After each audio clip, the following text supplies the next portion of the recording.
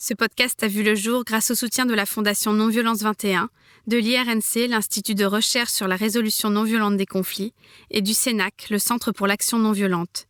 Toutes ces ONG, aux moyens fort modestes, luttent au quotidien pour faire connaître et vivre la non-violence. Je vous invite à les découvrir et à leur donner plus de moyens. Et si vous souhaitez que je poursuive cette mission que je me suis donnée de diffuser la non-violence, vous pouvez aussi y contribuer par vos dons en cliquant sur l'onglet « Soutenir le podcast » sur le site force-nonviolence.fr. Je vous remercie. C'est d'abord une écologie de l'être humain, la non-violence. Ma lutte va être à travers la parole. Si tu mets la graine de violence, tu la retrouveras en face.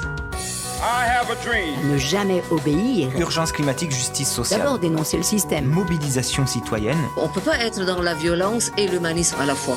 Bienvenue dans le podcast « La force de la non-violence ». Parce que la force n'est pas l'apanage de la violence, parce qu'on peut changer cette croyance et toute notre culture. Je suis Célia Grincourt et je vais à la rencontre de personnes qui ont choisi la non-violence et les stratégies d'action qu'elle nous offre pour se faire entendre, révolutionner ce monde ou simplement espérer survivre. Être en colère, c'est la bonne santé, vous savez. Désobéissance civile de masse. Dans le changement politique, on n'a pas le droit de rester amateur. C'est une question de vie ou de mort. Il nous faut des armes d'instruction massive. C'est une lutte. Donc l'empathie est le levain de la non-violence. C'est ça notre espoir. Le droit à la non-violence. Le droit à la non-violence éducative. I still have a dream. Ahimsa. Je ne suis pas végétarienne. Je ne cherche donc aucunement à donner une leçon à travers cet épisode. Seulement, après une année à travailler sur la non-violence, je ne veux et ne peux passer sous silence aucune violence. Et celle faite aux animaux est l'une des plus choquantes peut-être.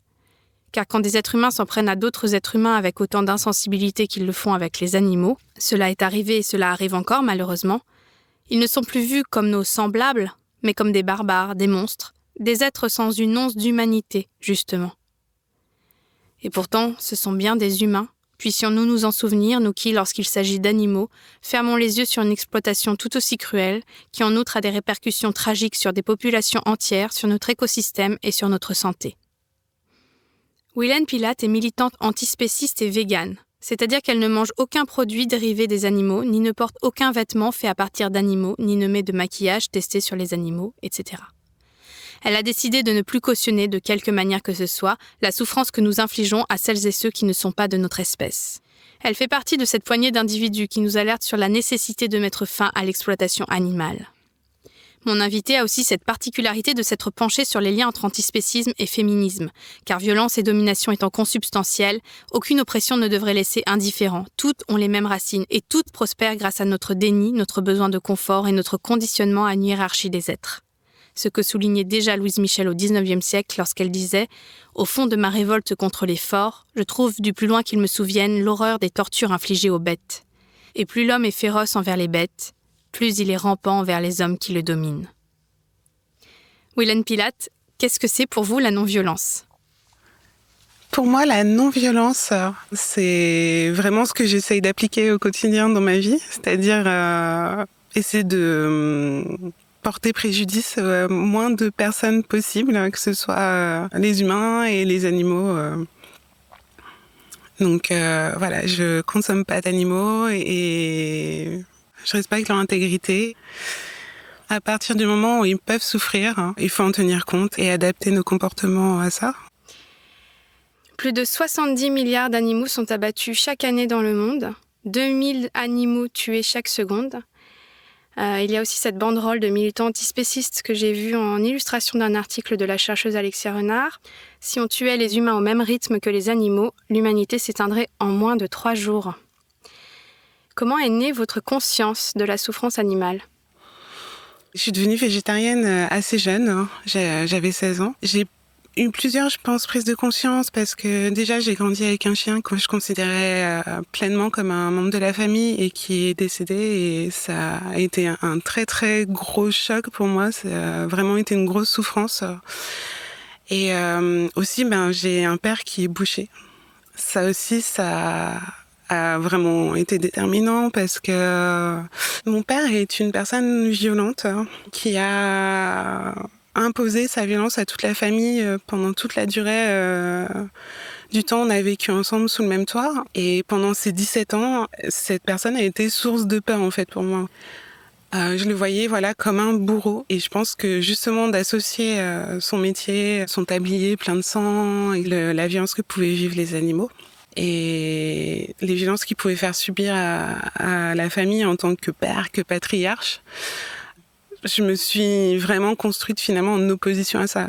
C'est aussi en ça que je suis vraiment non-violente, c'est que il représentait pour moi la violence et que je rejetais tout ça. Et en fait, à ce moment-là, j'étais trop jeune pour aller contre les ordres de mes parents qui donc me forçaient à manger des animaux. Mais dès que j'ai eu l'occasion d'arrêter de les manger, j'ai sauté dessus, quoi. Cette occasion s'est présentée, mes parents ils sont partis en vacances. Donc j'avais 16 ans, ma sœur avait 20 ans, 21 ans, et ils nous ont laissés en fait pendant 2 ou 3 semaines dans l'appartement seul. Et dès qu'ils sont partis, je dis à ma sœur, ça y est, je deviens végétarienne. Elle m'a dit ok. Et donc pendant cette période, j'ai pas mangé d'animaux, et j'étais pleinement en phase avec qui j'étais, quoi. J'étais vraiment contente. Et comment ça s'est passé au retour de vos parents ? Je leur ai annoncé que je mangeais plus d'animaux. Ma mère a dit, c'est quoi encore cette connerie ? Mon père a rien dit. Et ma mère a dit, ça te passera. Elle se trompait. Vaguement. Et qu'est-ce qui vous a mené au véganisme ? Avant d'être moi-même militante, j'étais juste végétarienne et je comprenais pas les enjeux qu'il y avait derrière le véganisme en fait. Je me disais, je vois pas le problème de prendre un peu de lait à une vache, je vois pas le problème de prendre un œuf à une poule. Et du coup, je suis tombée sur la vidéo de Gary Yourofsky, je crois que ça s'appelle comme ça, le discours le plus important de votre vie. Par ailleurs, Gary Yourofsky, moi, je le connaissais pas, et aujourd'hui, je pense qu'il y a plein de choses qui sont contestables chez cette personne, mais malgré tout, cette vidéo, je l'ai vue et ça a été un électrochoc, en fait. Il annonçait simplement et clairement que derrière le lait, en fait, il y avait un veau qui était tué, qu'il y avait une vache qui était inséminée contre sa volonté, qu'il y avait une séparation très douloureuse, et aussi après toutes les souffrances que la vache elle pouvait subir en tant que femelle, prise de lait quotidienne, il y a du pu sur ses pieds tellement ils sont sollicités, il y a du sang dans le lait, et derrière les œufs, pareil, que les œufs c'était des poussins broyés, que c'était du sexage, parce qu'on garde que les poules femelles pour leur capacité à faire des œufs. Donc le reste des poussins, tous les poussins mâles étaient broyés vivants ou asphyxiés. Et ça, sans même parler après des poules aussi qui pondent toute la journée, alors que normalement une poule ne pond absolument pas tous les jours, dans des conditions horribles où elle reste macérée dans ses fientes, bref. Ouais. Des horreurs innommables. Vraiment, là, j'ai pris conscience. Si on est contre la souffrance des animaux, il faut être végane. Si on veut des œufs, il faut avoir sa poule chez soi et qu'on la traite bien, en liberté, dans son jardin. Qu'on respecte sa vie, qu'on lui offre des conditions de vie qui respectent qui elle est, quoi. Alors, comment s'est traduit ce choix de l'antispécisme dans votre vie personnelle, professionnelle, et comment vous en êtes venu finalement à militer ? Je suis devenue végétarienne très tôt, mais j'ai pas du tout été militante tout de suite. D'ailleurs, ça a été assez difficile parce que quand on est militant, on finit par avoir plein d'outils pour répondre à toutes les attaques qu'on peut subir en société. Moi, 16 ans, c'était compliqué. Déjà, il fallait que je me batte pour avoir des repas végétariens. Et en plus, il fallait que je me batte avec mes camarades qui se moquaient de moi, agitaient de la viande sous mon nez, poussaient des cris d'animaux. Vraiment, ça a été compliqué de quand même tenir le coup et de dire non, je reste végétarienne. Mais au début, je disais que c'était pour les animaux. Et à force de subir toutes ces attaques, j'enrobais un peu mon discours. Oui, mais il y a un problème écologique. Oui, mais la santé. Ah, mais j'aime pas trop la viande. Ce qui était faux en plus.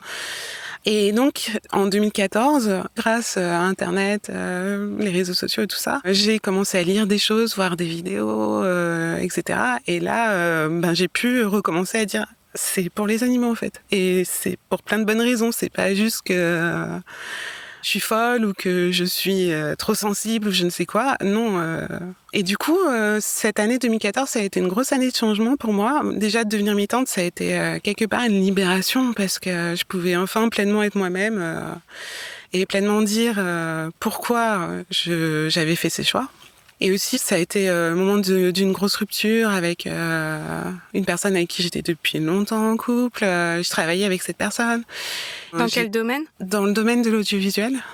Et du coup, j'ai rompu aussi avec le monde du travail salarié. Et je suis devenue militante quasiment à plein temps. Alors, militer où et comment ? Donc, j'ai intégré l'équipe d'organisation de la Veggie Pride. Je suis encore aujourd'hui présidente. C'est quoi exactement la Veggie Pride ? La Veggie Pride, c'est une marche qui existe depuis 2001 pour montrer notre solidarité avec les animaux. Affirmer qu'on est végétarien, végétalien, vegan, contre l'exploitation des animaux et que ce boycott, c'est vraiment pour les animaux, quoi. Et je crois que vous faites aussi de la politique. Ouais, j'ai été candidate pour le Parti animaliste en 2016 dans la circonscription du 93. C'était vraiment une aventure complètement unique d'essayer d'aller parler aux gens dans la rue, de les convaincre que de voter pour les animaux, c'est une bonne chose. Le Parti animaliste avait choisi de mettre un chaton sur l'affiche cette année-là. Et je pense que c'était vraiment une très bonne idée. Les gens étaient là, je vais voter pour le chaton. Et qu'est-ce que vous faites aujourd'hui ? Alors, au fur et à mesure, comme c'est un petit milieu antispéciste, on finit par un peu toucher à tout. Et donc, j'ai un peu renoué avec mes compétences en vidéo. Et aujourd'hui, je travaille principalement avec le Journal de la cause animale. Donc, c'est une émission... Non, plutôt c'est plusieurs formats de vidéos en fait. Le but étant bien sûr de créer une culture animaliste plus étendue. On va parler bien sûr de vegan, mais on va aussi parler d'antispécisme, on va vulgariser plein d'idées. Et quelle est la différence ? Parce que pour moi, novice... Alors l'antispécisme, c'est l'idée en fait. L'idée qu'une espèce est supérieure. Voilà, c'est tout ce mode de pensée qui va déconstruire le spécisme. Le véganisme, c'est la mise en pratique de ces idées en fait. Boycotter les produits animaux, boycotter tous les dérivés, la laine, etc. Et alors une culture animaliste ? Une culture animaliste, l'animalisme pour moi c'est tout ça. Prendre en compte l'intérêt des animaux dans le sens très large des idées et de la pratique. Et du coup... il va y avoir des interviews de militants, aussi comment gérer les relations sociales, parce que ça, c'est aussi un gros frein au fait de devenir végane. Les repas de famille, les repas avec les amis, les repas avec les collègues, c'est un peu notre quotidien.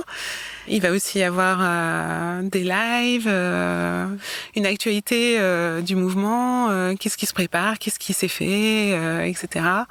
Donc vraiment des vidéos simples, courtes, qui permettent d'être partagées facilement pour dire tiens, ce sujet, on en parlait, le cuir, c'est quoi le problème Oui, j'ai vu la dernière vidéo que j'ai pu regarder, c'est sur le soja, et donc ça répond à beaucoup de questions sur le fait que le soja ce serait mauvais, etc. Ouais. Et vraiment, je conseille d'aller la regarder parce qu'en fait, il y a beaucoup de fausses informations qui sont débunkées. Voilà. C'est vraiment le but, débunker les fausses informations, donner les vraies et puis vulgariser en fait toutes ces idées, que ce soit simple, accessible. Voilà. Alors, est-ce que vous pouvez revenir un peu sur votre parcours donc, de militante et peut-être me raconter des joies, des victoires particulières qui vous ont marqué, peut-être des déceptions aussi, voilà, votre expérience. Il faut vraiment qu'on puisse se réjouir de toutes les petites victoires parce qu'elles sont rares et que c'est un peu ingrat le travail militant. Je pense de manière générale, mais alors dans le milieu antispéciste, on part de très très loin et vraiment la considération des animaux, c'est tout le monde s'en fiche. La dernière roue du carrosse. Oui, tout le monde nous dit mais pourquoi vous faites pas des trucs plus importants pour les humains Il y a plein d'humains qui souffrent. Oui, on n'est pas insensible face à la souffrance des humains. Nous, on a choisi de combattre pour les animaux et ils sont tellement seuls et tellement abandonnés que la poignée qu'on est à combattre pour eux, c'est bien qu'on le reste en fait. Donc c'est aussi se réjouir des petites victoires. Moi, ça m'a toujours fait extrêmement plaisir qu'on me dise, grâce à la Veggie Pride, j'ai pris conscience et je suis devenue végétarien, je suis devenue végane. Et plein de belles rencontres, plein d'idées complètement novatrices qui repoussaient les limites en fait. Comme quoi ? Par exemple, j'avais assisté à une conférence sur la souffrance des animaux sauvages. sur la prédation. Et moi, j'étais là, la nature, elle se gère elle-même, en fait. Qu'est-ce qu'on a à voir, nous, là-dedans ? Eh ben non, en fait, c'est pas si simple. Par exemple, réfléchir à la souffrance de la gazelle qui va mourir pour un lion, c'est être vraiment pleinement antispéciste. Se dire, sa vie, à elle, lui importe autant que la vie du lion lui importe. Et du coup, combien de gazelles pour un lion ? Est-ce que concrètement on peut y réfléchir ? Est-ce qu'on peut concrètement agir dessus ? Ça me fait penser à une critique qu'on entend très souvent sur l'antispécisme, c'est-à-dire qu'en gros, on est des prédateurs parce que dans la nature, il y a des prédateurs et pourquoi changer ça ? Donc ce que vous dites, c'est qu'en fait, on peut même avoir de l'empathie pour les proies dans la nature, enfin dans la vie sauvage. Mais alors comment faire ? Parce que même si on a de l'empathie, moi je ne vais pas affronter le lion personnellement. Puis c'est pas le but, lui aussi. Enfin, il survit en fait. Tout le monde dans la nature est un peu en mode survie. Je pense que justement les humains ne sont pas en mode survie et que ça change tout. C'est aussi ce qu'on dénonce, c'est la non-nécessité de toute cette viande. Le fait que le steak qu'on va prendre plaisir à manger, il nous est pas nécessaire. Après, l'empathie pour les animaux sauvages et ce qu'ils peuvent vivre dans la nature, on peut réfléchir à des moyens d'action comme par exemple stériliser nos animaux pour commencer. Si on a un chat qui va faire plein de chatons qui vont eux-mêmes se reproduire, etc., et ça crée plein de chats errants et qui sont dans la souffrance, et qui tuent beaucoup d'oiseaux et qui vont prédater beaucoup d'animaux, etc. C'est une chose simple que je peux faire, de stériliser mon chat, et ça va déjà éviter pas mal de souffrance. Mais est-ce que c'est pas choisir pour le chat ? Pardon, je vais au bout du truc, mais c'est parce que c'est la question de l'humanisme, l'anthropocentrisme. J'ai lu certaines critiques, par exemple à Yves Bonnardel qui dit qu'il faudrait sortir de l'humanité, que l'humanisme, quelque part, c'est le spécisme. Complètement. Ce qui peut paraître extrêmement choquant pour quelqu'un qui, comme moi, est peut-être un peu conventionnel et pense que l'humanisme, c'est le rempart contre la barbarie et c'est ce qui pourrait sauver l'humanité, justement, et les êtres vivants avec. Est-ce que l'antispécisme se vit comme un humanisme ? Est-ce que quand on décide qu'il faut stériliser les chats, c'est pas quelque part être anthropocentriste ? Comment faire avec toutes ces questions que j'ai trouvées passionnantes mais très complexes ? C'est pas du tout simple, effectivement. Je dirais pas que l'antispécisme est un humanisme. En fait, ce serait le but ultime de l'humanisme, d'être antispéciste. C'est-à-dire de repousser la frontière, pas justement aux humains, humanisme, mais vraiment inclure tous les êtres sentients, tous les êtres qui peuvent souffrir, prendre du plaisir, qui tiennent à leur vie en soi, par rapport à l'utilité qu'ils ont pour les dominants, etc. Il y a une citation que j'aime bien du coprésident du Parti animaliste, Pierre Mazaheri, qui dit qu'il considère la cause animale comme la plus universelle car elle interpelle la dignité de tous les humains et de ce fait même, celle qui peut fédérer l'humanité entière autour d'une même responsabilité face à ses devoirs envers ceux qui ne peuvent même pas se révolter. Donc il y a une dimension éthique qui est prépondérante dans le combat pour la cause des animaux. Et quand on fait des considérations comme l'être humain est un animal comme les autres ou il faut sortir de l'humanisme, est-ce qu'on ne nie pas justement cette dimension morale ? C'est-à-dire que c'est parce qu'on est humain qu'on est capable de faire ce mal, mais c'est aussi parce qu'on est humain qu'on est capable de s'en rendre compte et de prendre la parole pour les animaux. Par exemple, le chat, je ne crois pas qu'il ait conscience qu'il fasse du mal au rat ou à l'oiseau. J'en suis pas si sûre, en fait, que les animaux n'ont pas une conscience éthique ou proche de l'éthique. Je pense déjà qu'ils ont pleinement conscience de ce qu'ils sont en train de vivre avec ce que l'humanité leur réserve, qu'ils résistent, qu'ils cherchent à s'extraire de cette condition très souvent. Comment ils font ? C'est souvent qu'on voit des animaux qui cherchent à s'enfuir, qui cherchent à défoncer des barrières, qui cherchent à sortir de l'endroit où ils vont être abattus. J'avais vu une vidéo qui m'avait vraiment profondément choquée. Dans les abattoirs, il y a une sorte de couloir qui fait à peu près la largeur d'un animal. Et ils avancent en fait les uns après les autres dans ce couloir. Et en fait, il y a une porte qui se ferme derrière celui qui vient de rentrer. Et les autres attendent. Cette porte se ferme pas jusqu'en bas. Et il y a du sang. Et il y a le bruit du pistolet qui vient étourdir les animaux avant de les saigner. Et du coup, l'animal qui était juste derrière a entendu ce bruit et a vu juste le bas du corps tomber, en fait, dans cette flaque de sang. Il a été pris de peur et il a cherché à se retourner par tous les moyens et à reculer. Il pouvait pas, voilà. Mais il savait, en fait, que là, il allait mourir. Et les animaux ont une culture, ils ont une conscience, ils se transmettent des choses, ils ont une vie sociale, ils ont un cercle. Pardon, mais ce que vous racontez là, moi, ça me fait vraiment penser aux récits de gens qui sont allés dans les camps de concentration, qui allaient en train se faire abattre, tuer, quoi. Et parce que certains disent que c'est le point Godwin, etc. Mais est-ce que vous pensez que ces comparaisons sont justes et justifiées ?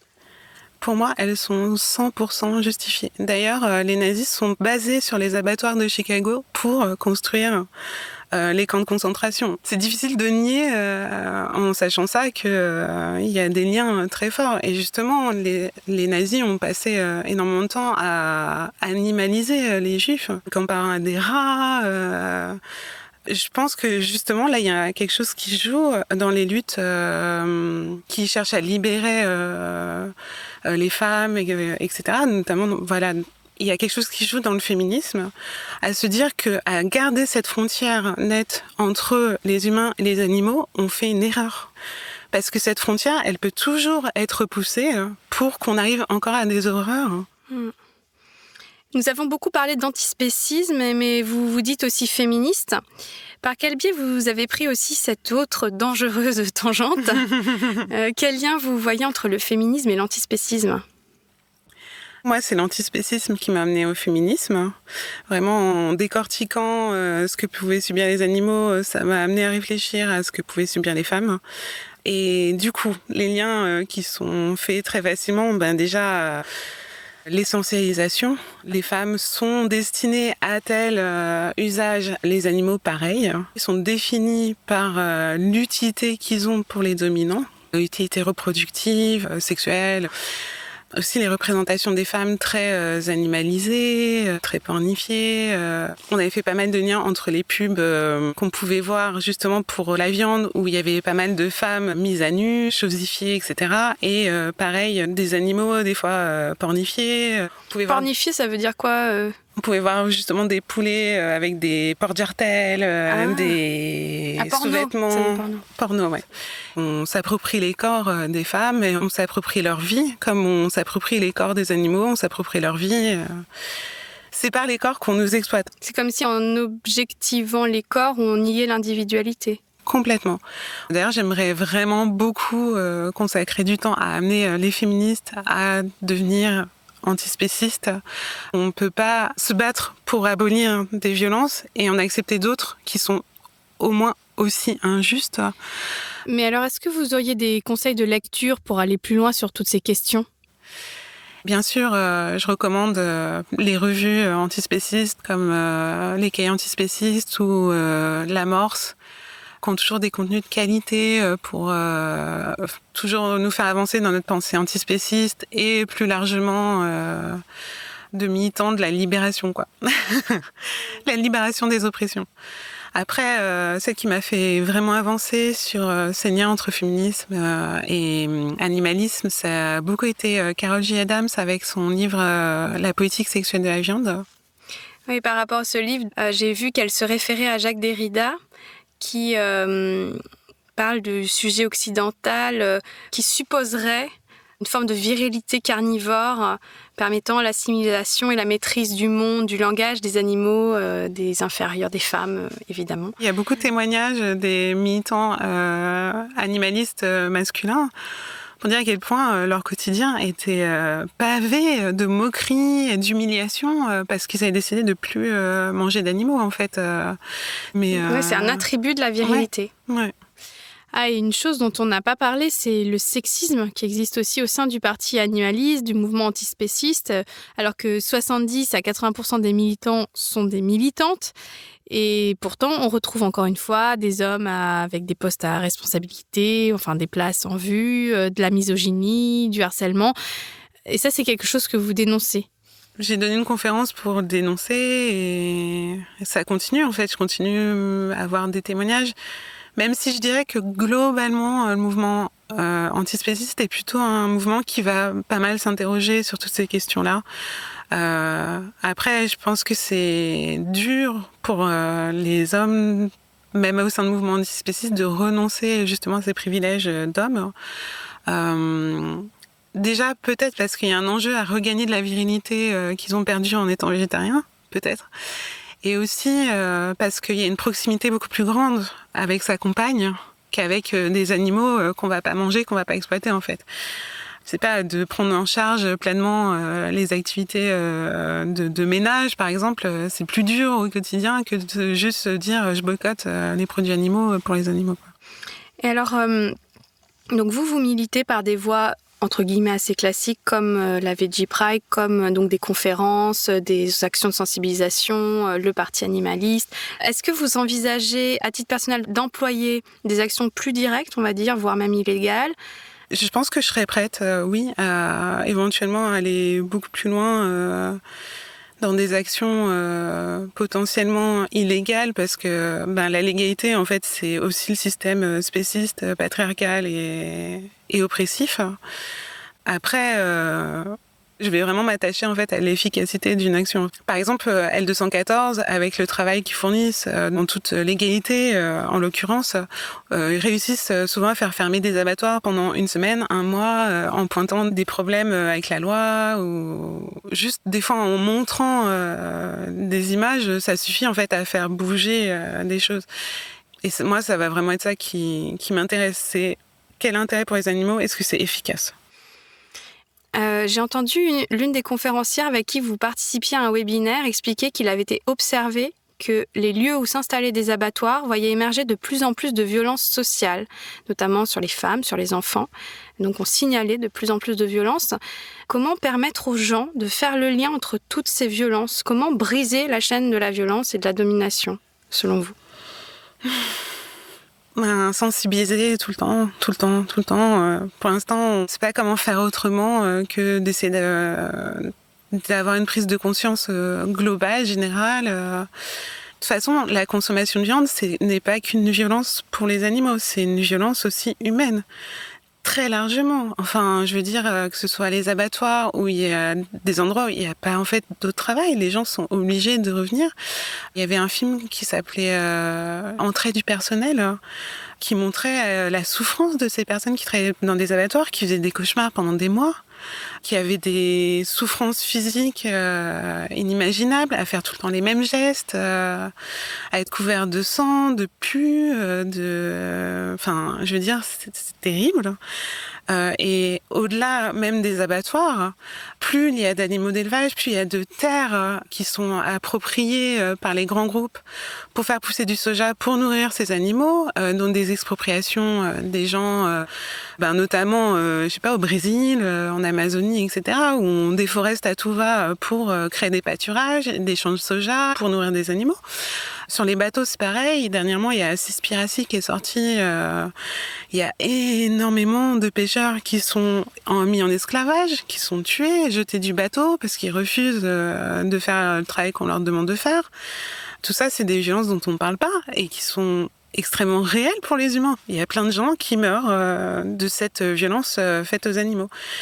Et tout ça pour très peu de calories fournies, en fait. La viande, c'est peut-être 30% des calories produites dans le monde.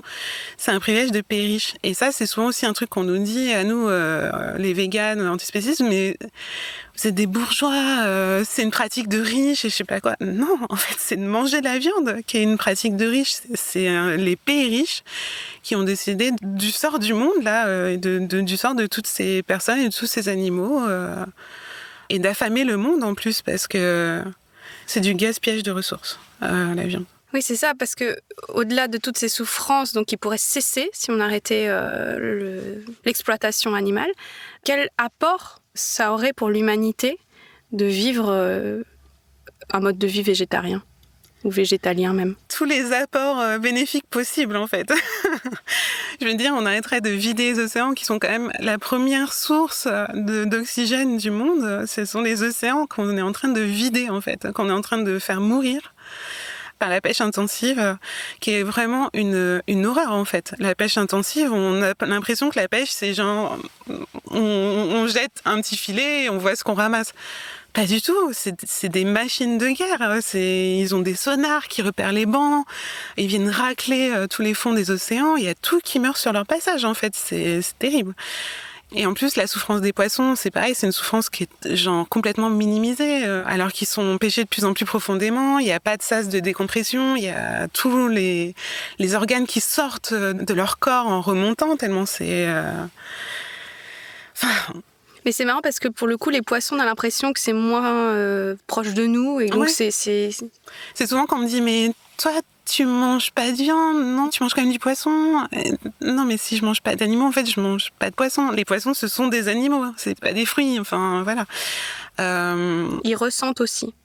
Ils ressentent aussi, ils ont une culture aussi. Les conférences d'éthologie sur les poissons sont absolument fascinantes. C'est des êtres extrêmement intelligents, avec des mémoires extrêmement longues. Ils sont capables de cartographier des sols pour quand même marée basse, ils puissent quand même sauter de mare en mare. Ils se transmettent des choses. Ils ont des entreprises, limite. Il y a des stations de lavage pour les gros poissons, où il y a des petits poissons qui viennent les manger, ce qu'il y a sur eux. Et ils se transmettent les infos. Alors, cette station de lavage, elle est bien. Par contre, là-bas, ils mordent un peu fort. Donc, voilà. Je veux dire, c'est fascinant. En termes d'individus, déjà, c'est 2000 milliards de poissons qui sont tués chaque année. Enfin, et ça, c'est... On parle même pas des prises accessoires qui sont rejetées. C'est genre de l'ordre de 40% de ce qui est pris. Enfin, voilà, l'intérêt écologique, il est réel et énorme. Plus manger de viande, ça veut dire donc arrêter de vider les océans, ça veut dire arrêter de déforester en grande partie. C'est aussi pour la santé, on peut en parler, parce qu'il y a, par exemple, le cancer du côlon, c'est l'un des premiers cancers dans les pays riches. Chez les végétariens, il n'existe pas. Et même l'OMS a pointé du doigt que c'était cancérigène, la viande rouge et les produits dérivés de la viande. Et aussi, un autre intérêt pour la santé, c'est que l'industrie est la première consommatrice d'antibiotiques au monde. Donc tout ce qu'on va consommer comme antibiotiques à travers notre consommation du corps des animaux, ça disparaît aussi en fait. Et puis il y a aussi, pour la fin, oui, on pourrait nourrir largement toute l'humanité si on arrêtait de gaspiller les céréales et les autres ressources qu'on donne en fait aux animaux. Alors quelles sont les dernières avancées en matière d'antispécisme qui donnent de l'espoir ? Il n'y a pas si longtemps, les delphinariums ont été interdits, par exemple. Ça, c'est quand même une vraiment belle victoire, je trouve, pour nous. Il y a aussi décret cantine. Les options végétariennes seront obligatoires. À chaque repas ? Je crois que ce qui était passé, c'est que les personnes qui demandaient une option végétarienne, on était dans l'obligation de leur en fournir, en fait. Pas végane encore, pas végétalienne, parce que... ça reste... C'est la suite. Voilà. Espérons. Ça reste difficile encore dans les recommandations d'apport caloriques, etc., de complètement enlever les produits animaux. C'est d'ailleurs aussi une des questions, ça, sur la critique qu'on fait, c'est-à-dire qu'en gros, on va être en carence si on est végétalien. Est-ce que ça, c'est des mythes ? C'est des mythes au même titre qu'on peut être carencé en n'étant pas végétalien en fait. À partir du moment où on se nourrit mal, végétalien ou pas, c'est compliqué de pas être carencé. Je pense d'ailleurs qu'il y a beaucoup plus de personnes carencées qui ne sont pas végétaliens, sauf qu'on ne les pointe pas en fait ces carences du doigt.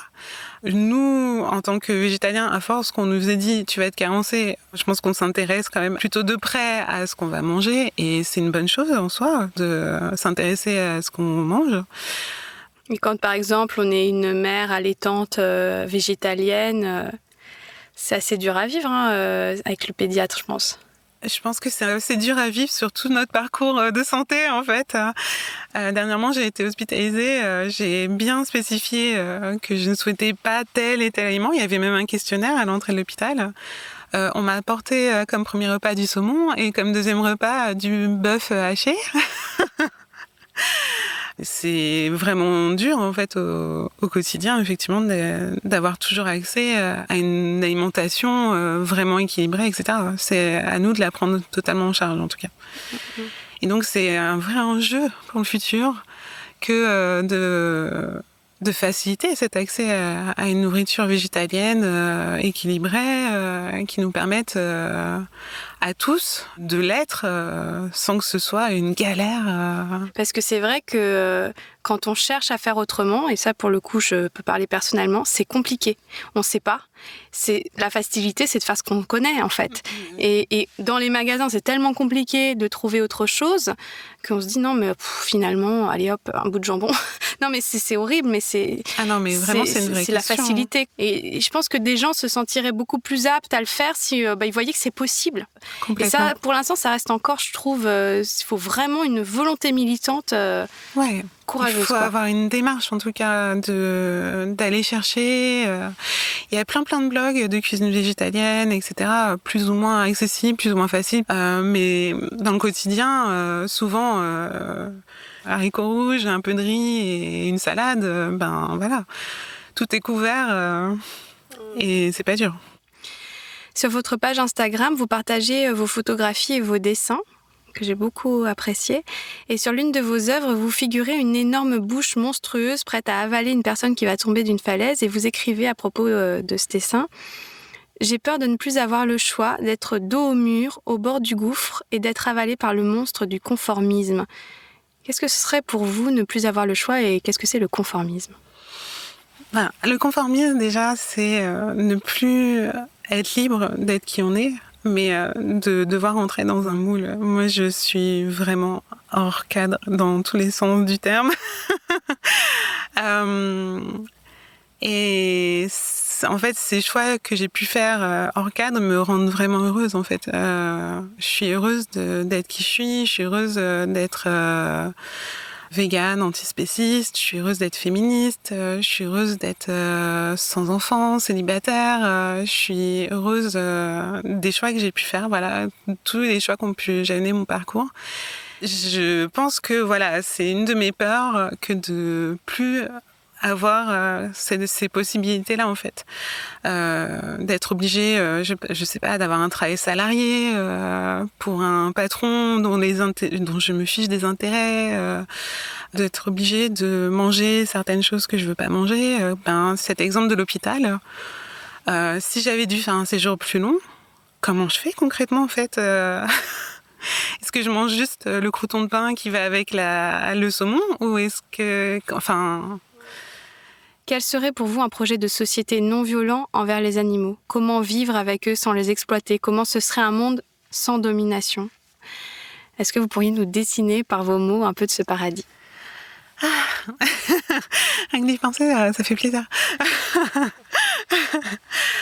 Déjà, il y aura énormément moins d'animaux dits d'élevage parce que c'est nous qui les faisons naître, c'est nous qui les inséminons, etc. Donc, ce serait vraiment un autre monde en termes même d'espace, etc. Tout se reformerait vitesse grand V, tous les coraux, tous les paradis d'habitat pour les animaux se reformeraient. Et il y aurait enfin ce côté beaucoup plus paisible dans la vie des animaux et dans la vie des humains. Enfin, je veux dire... Le fait d'arrêter de tuer en masse des animaux, enfin, ça se fait pas tout seul. Ils le sont dans le sang, dans l'horreur d'êtres humains qui le font, en fait. Et comment on vivrait, du coup, avec ces animaux d'élevage, si on les élève plus pour les manger ? Comment ça se passerait ? Est-ce que vous avez une image ou quelque chose qui... Il y a de plus en plus de sanctuaires qui sont créés pour justement prendre ces animaux qui sont destinés à l'abattoir, les sauver et leur donner enfin une vie digne, décente. D'ailleurs, il y a un très très beau projet qui se monte. Je me souviens plus exactement du nom du projet, malheureusement. Le but, c'est d'aller voir des petits éleveurs et de leur dire, en fait, on est sûr que vous êtes malheureux d'envoyer vos animaux dont vous prenez soin toute l'année à l'abattoir. Nous, ce qu'on vous propose, c'est de vous donner la somme que vous gagnez en envoyant vos animaux à l'abattoir et vous prenez soin de vos animaux. Vous les envoyez plus à l'abattoir. Et du coup, ça marche hyper bien. Il y a plein d'éleveurs qui disent « mais oui, non mais on ne veut plus envoyer nos brebis à l'abattoir, on ne veut plus envoyer nos vaches à l'abattoir. Nous, on les aime, on en prend soin pendant des mois, etc. Et c'est notre moyen de subsistance que d'avoir ce métier. Mais on ne veut pas faire ça, donc on accepte l'offre avec plaisir. » Mais voilà, des éleveurs en fait qui vivent en toute harmonie avec leurs animaux grâce en fait à retirer cette pression financière en fait. Et alors vous, Willen, vous voyez où dans ce paradis? Je sais pas où je serais. Je pense que je serais extrêmement contente. Je pense que je serais peut-être aussi vieille parce que je sais pas quand est-ce que ça arrivera, mais j'espère que ça arrivera de mon vivant en tout cas. Je le souhaite. Et je serais heureuse de voir que notre travail a payé et que plein d'êtres souffrent moins ou plus du tout. Et ce sera vraiment très émouvant pour moi. Merci beaucoup, Willen Pilath. Merci à vous. La lumière envole en poussière de lune. Mon cri résonne en écho lointain.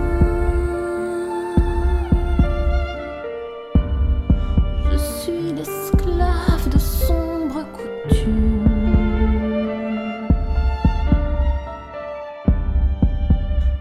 Je sens la mort qui s'en vient. Non, je ne veux pas finir comme ça. N'y a-t-il pas d'autre choix? Non, je ne veux pas mourir. Toi, ma vie ne t'appartient pas. Je m'accroche à la lumière, la folie guide tes pas. Je vois l'horreur et j'espère que l'amour me sauvera. Si vous avez apprécié ce moment passé ensemble, partagez-le, commentez-le, mettez beaucoup d'étoiles. Vous contribuerez ainsi à diffuser la culture de non-violence. Pour aller plus loin, rendez-vous sur force-nonviolence.fr ou sur les sites de mes partenaires Non-Violence 21, l'IRNC et le CENAC. Vous pouvez vous abonner à la revue Alternative Non-Violente, chercher l'association, le domaine, le mouvement qui vous parle, vous former et mettre en pratique la non-violence dans votre quotidien et dans vos combats pour plus de justice dans ce monde. C'est tout ce à quoi j'aspire en créant cette émission. Je réponds avec joie sur les réseaux sociaux et la chaîne YouTube La Force de la Non-Violence. À très bientôt. Ahimsa.